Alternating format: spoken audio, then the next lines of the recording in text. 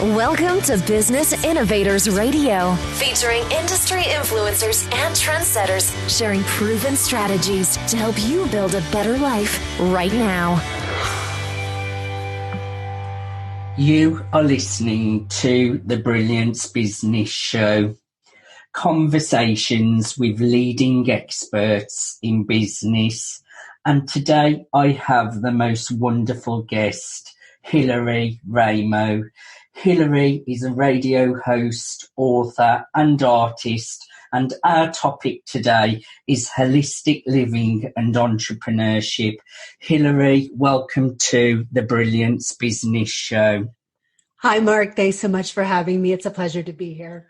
I'm really looking forward to a conversation with you today, Hillary. Before I get started, I just need to make a legal disclaimer that Hillary is not offering legal advice or legal assistance. So let's get started with the show. Hillary, can you share with our listeners a little bit about yourself and your business? Sure. Well, I've been doing the work that I call it for a very long time. And the way that I navigate what I do is, how does it express my gifts as an entrepreneur? So I have three facets of my work, as you let everybody know in the beginning. I'm a radio host. I've been a radio host since 2005. And I've done both terrestrial radio for many years as well as online radio. And being a radio host brought me into the rest of my work, actually. And over the years of talking to my guests and previewing so many different wonderful topics, it was really quite like a unique and specific education, really. Imagine having a conversation with some of your most beloved and favorite authors and researchers and topics that span so much over the course of 2 decades. So that's where I started. And from that came 3 books over the course of the years. My first book was a book about women and going through midlife crisis. And my second book was about manifestation and one's relationship with money. And I took a whole holistic approach to how money and abundance and manifestation can happen for anybody. So I wrote that book and did a bunch of speaking engagements on that work for many years. And my third and most recent book was a transcript book on my years as a radio host. I went through all of the airtime, all of my shows, and picked 20 conversations, which was probably one of the hardest things I've ever had to do, really, was to choose, because I really had such great love for my guests over the years and the conversations that we had. So out of that came sort of a love of the art of conversation and how conversation is so important, and the ability to listen and to really stay present and mindful and focused within a meeting. And I came into working with clients from there on teams or one-on-one in a mentorship type relationship, where people would come to me and they would have something that they felt was missing. And so we would navigate that for however long we were working together. And we would work on finding the weaknesses within the structure, whether it was the team or their business or themselves, which most likely it spanned all three. So my business expanded at that point into working one-on-one with people and taking on clients and having relationships with them in that sense, with the intention of working towards filling those gaps where they were leaking energy in their work and themselves, and moving forward as more whole people, more holistic approach to business and life. And my artistry came out of years and years and decades of living spiritually and trying to find a relationship for myself with my own spiritual life as I explored many different avenues and many different modalities. I became a practitioner in multiple holistic practitioners, and I started my own practice here in upstate New York in the States. And for many years, I was teaching students Reiki and hands-on healing and meditation, and all of that really did aid in my entrepreneurship, because I brought all of that training into what I was working on with my clients. And it was surprisingly effective, because they were able to realize in their own way, as I gently guided them through different processes, to be able to identify blocks and structures within themselves that were limiting their ability to achieve their full potential. So that's a little bit about myself. And, my business does have multiple facets, and they're all different. They might seem to be different outlets. However, they're really comfortably all expressions of the same me. Yes, and it's so more common these days that we don't just have to sit in one box. We all wear many hats. So I would like to dig a little bit deeper in what you do, Hilary. Great story, and I relate to you totally with how you open up opportunities through radio, building great relationships with your guests. That really related with me. And I like all the avenues that you're working in as well, with business, the holistic approach. Your artist work is incredible as well. So I would like to learn just a little bit more about your clients that you work with, and also what it looks like when you're working with your clients, Hilary. Well, my clients can span all walks of life. I have people that I've worked with that are just ordinary, everyday people. And I have clients who come from more of a corporate background, and maybe they're not in management yet, but they're working to strive for that. And I've also worked with people who are in management, or even CEOs of different companies. I've been on teams, product development teams. I've also been on product launch teams. And it's quite an interesting adventure, and I love every single one of the projects that I've ever been involved in, because they've taught me so much about navigating the business mind and the business mindset. And you might think that those two things are different than holistic Reiki or hands-on healing or meditation, but really they're not, because at the end of the day, what happens is we all have a still point within us, and the more that we communicate and sit in that still point, we develop a much better listening and mindfulness approach to our work. And when we're working in community or in meetings, what I like to do is transform those meetings into what I call a circle. And the circle is the willingness of people to shift from informal socializing to opinionated discussion into a receptive attitude of thoughtful speaking and deep listening that embodies the practices and structures that allow teams and businesses to come together in a more productive way. At the end of the day, there are always things within a business that you can strengthen or reinvent or reorganize to make your business more efficient. So my clients come to me. I'll give you an example. A couple of years ago, I was actually hired to work on the team of a man who was the head technologist for Alibaba in Asia, and he was branching off into his own company called WorldBit. And WorldBit was the concept of goods and products and consumer management. So we were developing a GPS location type product that people could list something that they had for sale, very similar to Facebook Marketplace, that people could list something that they had for sale and somebody could find it if they were searching for a product. And so we developed a cryptocurrency product that was part of that as well. So it was to help to build a cryptocurrency product and make it available and useful and practical, and to give value, because one of the things that I've studied on my own since 2014, because of my radio show, because I interviewed this gentleman, I was mentored by him to understand the fluctuation, the new market of Bitcoin and cryptocurrencies. So it's been kind of a hobby. I did invest for a little while. And then I ended up studying Bitcoin cryptocurrency at the University of Nicosia in Cyprus. And then I ended up studying it also at UC Berkeley, and blockchain and payment and prediction systems at Harvard. So I have built a rather interesting toolkit of skill sets.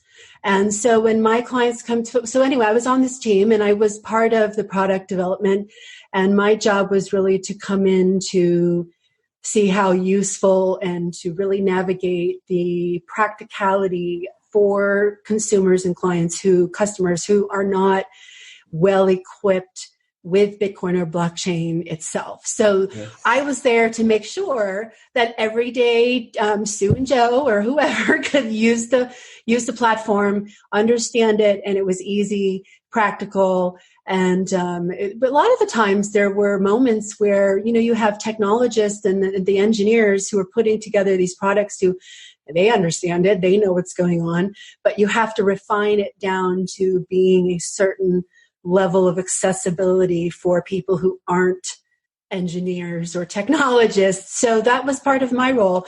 And so the clients that I work with tend to be people who bring me on for some sort of consultation into whatever it is that they're doing. And I like what you said about how you are about having an open discussion, because in today's modern world, it's so easy for censorship, isn't it, Hillary? And freedom of speech is becoming more difficult, which I know you're a champion of, because everyone should be entitled to their opinion. What are your views on that, Hillary? Well, I think Beacon Radio made me a good candidate for that discussion. And over the years when I was on the air, we were talking about a lot of fringe topics. I had some whistleblowers on. I had people who were in certain industries who were coming out to talk about some new things or exposés, that kind of thing. And it really felt like we were accomplishing something. And when I say we, I'm talking about me and my team or my producers. And so we were giving something to our audiences. We were giving information. We were giving insight and alternative perspectives. And a lot of people called us alternative media people because we weren't mainstream people, but we were doing a sort of media online and in terrestrial radio where we weren't hired by the networks to spew out whatever narrative they want spewed out. We actually had our own voices. And my colleagues across the board in alternative media, we all know each other. We've all supported each other. Some of us are better than others, just at, the whole production thing and getting certain guests on. And then what I noticed, because alternative media quickly became very popular, we had millions of listeners between all of us. I mean, some of us even had millions and millions of listenership all the way around. When I was on Achieve Radio in my early years, I was the #1 downloaded show for probably several years in a row. So the listenership, they were craving this understanding and this knowledge, and they were craving a new way to see things and to understand things that they intuitively felt they didn't understand correctly. So they were seeking out answers within our genre. And we were more than thrilled to give it to them. And then what happened, in my opinion, this is just my opinion, there was some kind of infiltration into all of it. And you can't, and we talk about censorship now, we talk about what's happening on social media with, most people, when they think of censorship, they think of the president and they think of different aspects of political orientation. However, what I'm talking about is much different. What I'm talking about is the years where I was on the radio, it was kind of like the wild, wild west. And this has even been admitted by Google executives publicly in forums where they've given talks. And this decade, they have formally claimed, and you can probably look this up somehow and find the footage online, they have formally claimed that this decade would be the decade of reining in content. And that's what we're watching. And I have had a unique perspective on this because of how I've been within this industry, what I've seen come and go, who I've seen come out and talk, and the things that we've discussed on my shows. And, reining in content. Well, what does that mean? Does it mean that you're taking down harmful material that will hurt people or is violent? Not necessarily. They're taking down people who have tremendous ability to talk and speak very powerfully and make people listen. And I think that skill and that ability is probably one of the best people could spend their time developing right now, because speaking and being able to engage in these sorts of conversations is exactly what we need. And we need to be able to have these conversations in ways that don't separate and divide, but actually unify and bring us together. So I'm watching the collective platform. I do that. I kind of watch the headlines, see where the narrative is going. I talk a lot about certain things I feel very passionate about. And censorship has definitely jumped on my radar, especially more so this year with the pandemic and with the situations going on in the world. And I think what we have to remember is that, information is just information until you actually let it in and attach some sort of emotional energy to it, right? So I can have information. I can tell you something, Mark, and you can go, oh, that's interesting, and move on about your day, right? It doesn't have any real effect, doesn't land and disturb your status quo or your center. Or I could tell you some information and put an opinionated power behind it. And then it becomes more of an indoctrination. I'm trying to indoctrinate you into the facts and what's really going on, when it doesn't leave much room for your opinion or your ability to filter what I'm telling you in a way that's comfortable for you. So information, I think, has become very weaponized. I think it's become politicalized. I think it's been used to hurt people, bring people down. I think it's also been something that we're watching on very large levels turn into more of a manipulation type thing. And I'm very concerned about that. Yes. I'm very concerned about that, as you know. I have to agree with you that I feel people should be allowed their opinions. Like you say, as long as it's not, you have to be careful that it isn't damaging or harmful. But for instance, you shared a great media post the other day, and it was to do with all the vaccine thing, what was going on. And this lady is quite an expert in her field, sharing information that the virus was made in a lab rather than in a wet market. And I happened to click on the link, what you had shared. And by the time I had clicked on it, Hillary, it had already disappeared. So that post had been censored. So I actually had to find another part on YouTube. And I feel people should be allowed to give their opinions if they feel that they are right in that opinion and they have evidence to back it up as well. So it's just a shame that there's so much censorship. I know it's really tough times at the moment, and information does need to be carefully spread. But at the same time, what's happened to freedom of speech as well, Hillary, which I know you are a big advocate of. Also, you're a big advocate of bringing people's whole self out.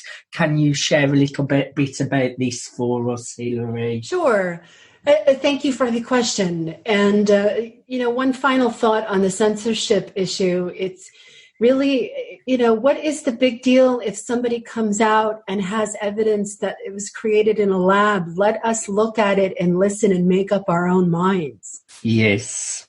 Really, we don't have to take the link down and take the content off and wipe it off the internet, because really all that really does is show the people who are paying attention to such things that your efforts of trying to take away that perspective or that consideration or that research is wrong. And more people are coming to the forefront to say, well, I've noticed it more than ever. And we've also noticed how biased some of the media outlets really are. Mainstream media, you have to remember, they're paid to read their prompter. They don't get to voice. It's not like they're like me right now, where I get to just freely speak as I'm thinking.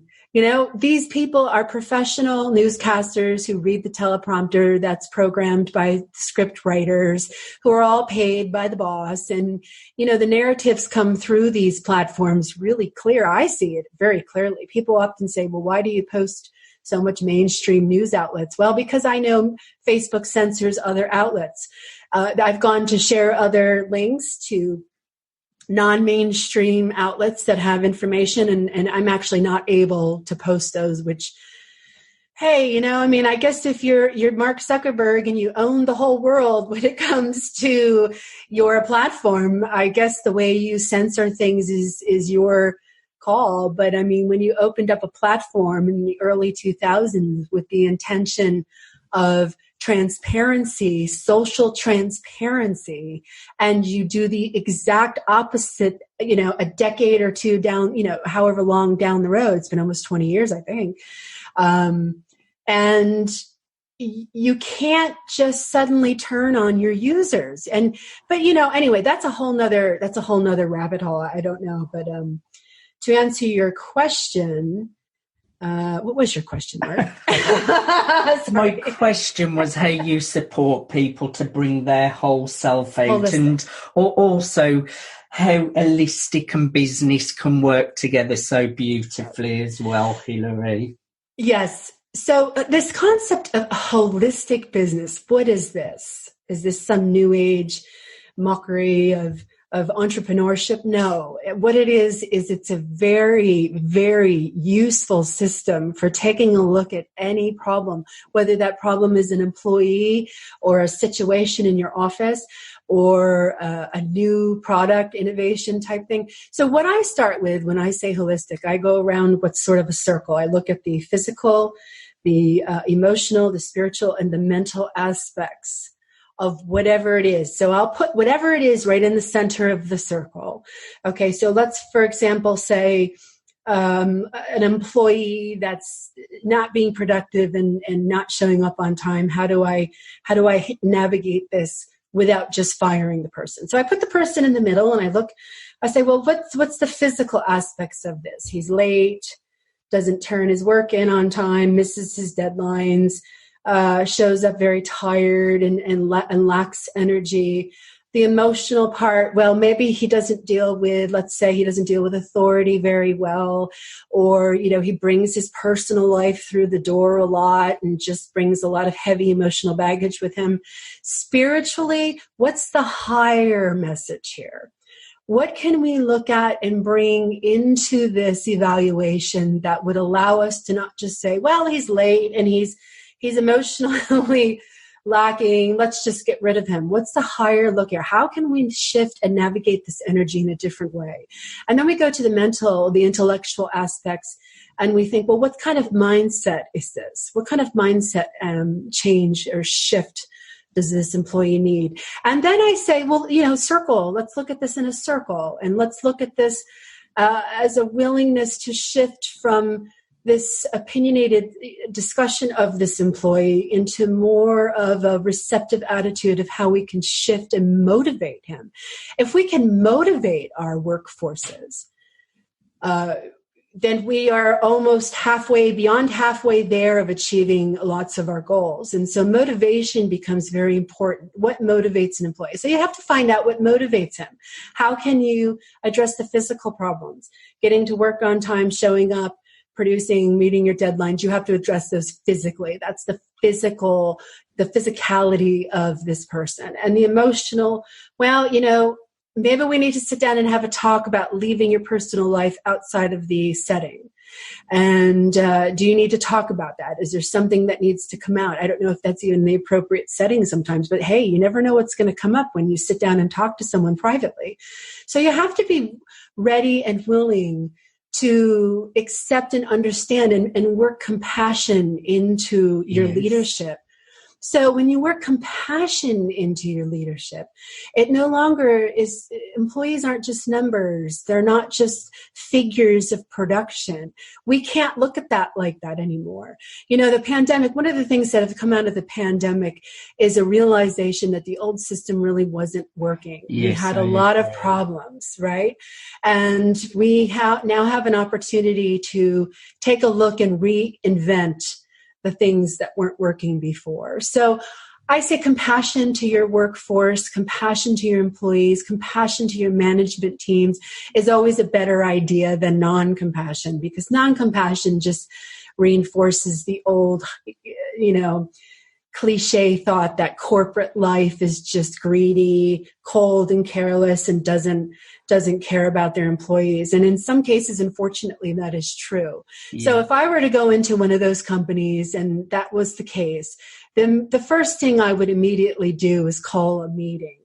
And we would have to discuss the attitude and structure of thoughtful speaking and deep listening and receptive attitudes and what that means. And how do you motivate a workforce to work on those things? Well, you have to be creative, and you have to come up with ways that will perk their interest and deepen their understanding. And so you have to meet them where they are. That's the biggest number one key to changing or shifting anything, is that you have to meet people where they are. And there's no judgment in that. And there's nothing but, okay, that's the bottom floor. We're going to build from there. And if they don't understand what thoughtful speaking is, then you go through some practices of that. You go through practices with deep listening, practices of receptive attitudes. And you'll start to see a glimmer of light come out of things that you had perhaps never seen before, and people will start finding inspiration in ways that they hadn't. So I think the whole topic of consumerism, I mean, our planet is not really going to hold us in this kind of lack of sustainable business anymore. It's too hard on our resources. It's too hard on people. People are not here to just work a 9-to-5 job and give their entire life away to a corporate setting, a business that, doesn't care about them, and they just show up every single day and work really hard until they die. I mean, we're not really built to just do that, Mark. I mean, our human purpose and human interaction and human sharing is what is the basis of what we're here to do. And so people might go from job to job or change careers at certain points in their lives. And so when people say, well, what do you do? I hate that question. That's the first thing I say, because what do I do isn't always a full picture of who I am. Yes. So people have to find something bigger than themselves, some bigger purpose than themselves, some bigger purpose than their boss or their corporate mission statement. And they have to find a way to embody that bigger purpose while working on a project or a team or in an office or whatever it is that they're doing.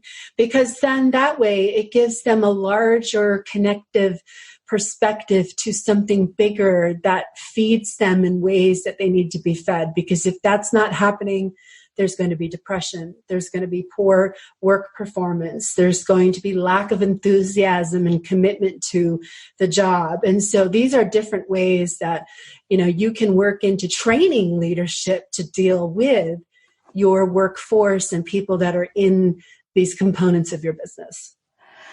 And I agree with what you've said, and it all makes a lot of sense. But so many companies and so many people out there do get this part wrong by not bringing the holistic part into business. When you do bring that compassion and bring all the holistic side in with it, that is just bound to give better results, and it's a bigger recipe for success than leaving the holistic part out of business, which I am very, very feel it's very, very important as well, Hillary. So I do champion what you do.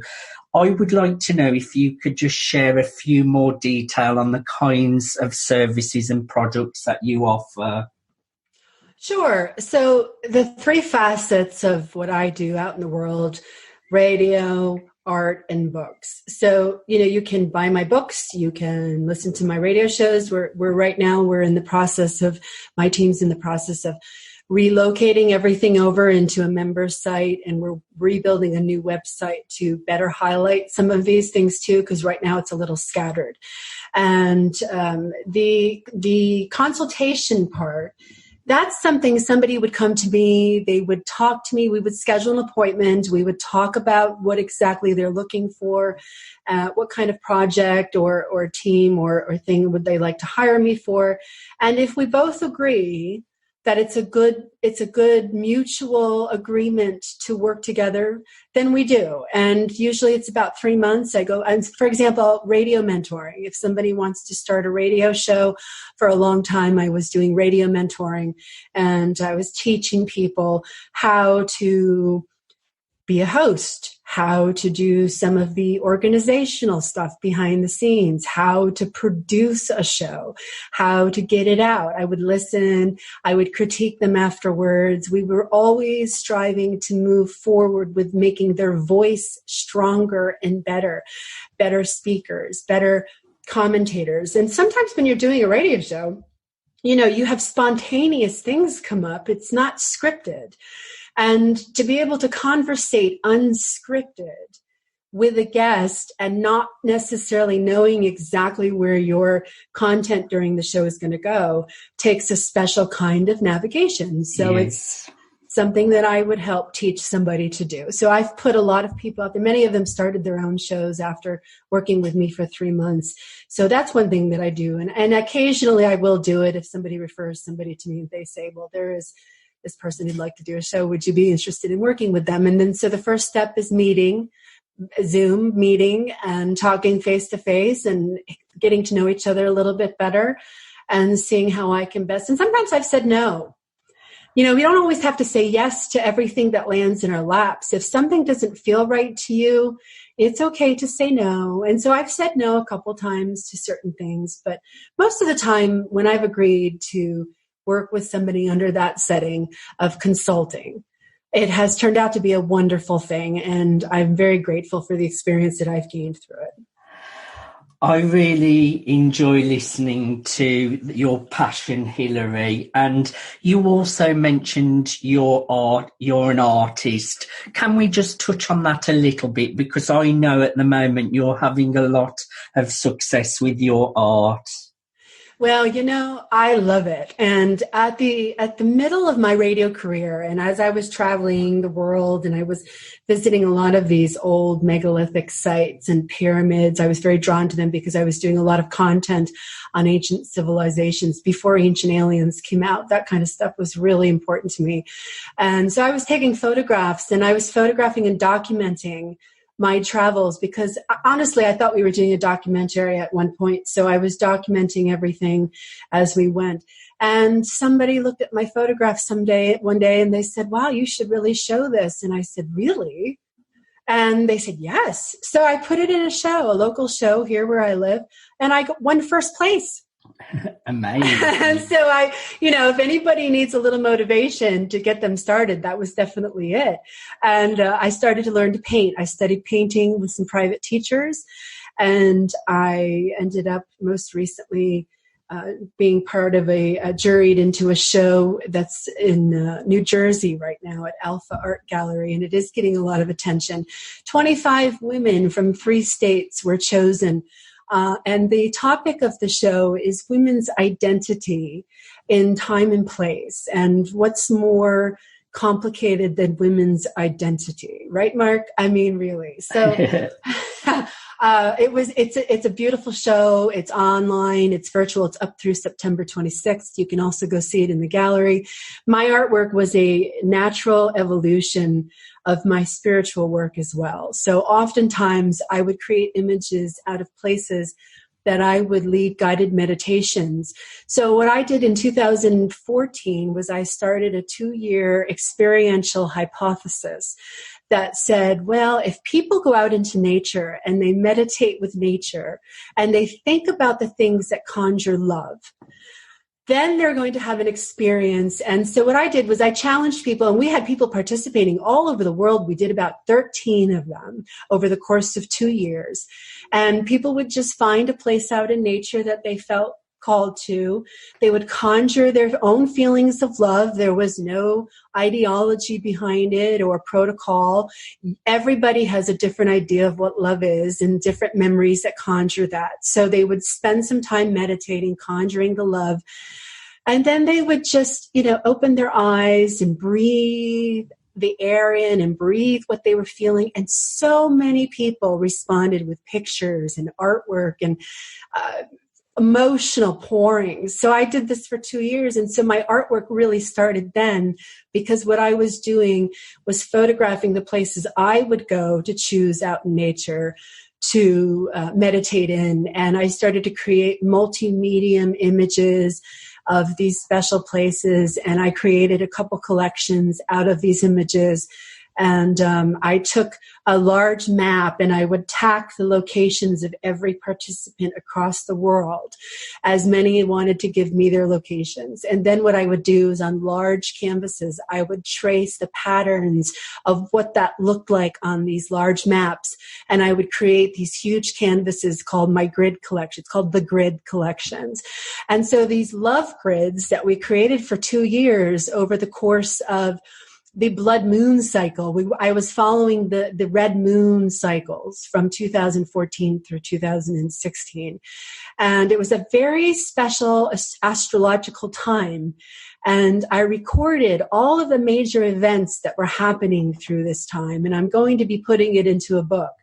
And so my artwork really stems from this, and my photographs stem from places that I like to bring attention to, moments, things that are special. They hold memories or textures or feelings for me. And so as an artist, I hope the observer who looks at my images or my paintings or things that I've created, they're not quite sure what they feel, but they know they feel something. And so they stand there and they look closer and closer at it, and they really get into it. And I've secretly gone to my exhibits where I don't tell anybody I'm there. And I watch people react to my work. It was quite fun until people started to know who I was. I would just show up like some other, strange person walking around the gallery, and I wouldn't tell anybody who I was. And sometimes I'd talk to somebody staring at one of my pieces, and I go, so what do you think? And then go into these whole conversations about it. So art for me is sort of like shape-shifting. It's a very shamanic art process, because the images ask that you can take it at face value, just like anything. You can critique it just by color and shape and texture and all that. But if you take a little more time to ponder it, because most of my work was created during meditation, there's something that pulls them in. People don't even know why they like it sometimes. And then other times they really get it. And if I've explained the journey of the image, it completes that piece, I guess, the piece of that people want to know about it. So my art is me, 47 years old, over the accumulation of my life, all of the magical and wonderful adventures I've had, all of the amazing experience and skill sets that I've had, they all sort of work into my artwork, because it's like the ultimate expression of beauty for me. And to me, there's nothing more important. And I've seen some of your photographs as well, Hilary. They're really, really creative. Like you say, they've got those textures there. Really, really interesting to look at. I've really enjoyed having a conversation with you today, Hilary. I've enjoyed learning about the many hats, what you wear, and it's brought them together beautifully. It's really helped me to see how you're wearing different hats, but they're all merged together. And you're just following your calling, your passions, and you're just really living your life on purpose, which is what you're teaching to others to bring their whole self, which you are a leading example that you're doing that too. Hilary, I find your work fascinating. Is there anything that we did not cover that you would like to share? Well, to be honest, Mark, we could talk for hours and probably have great stuff to talk about, but I think we covered it very well, and I appreciate your questions, and thank you so much for having me today. It's been my pleasure. My last question, Hilary.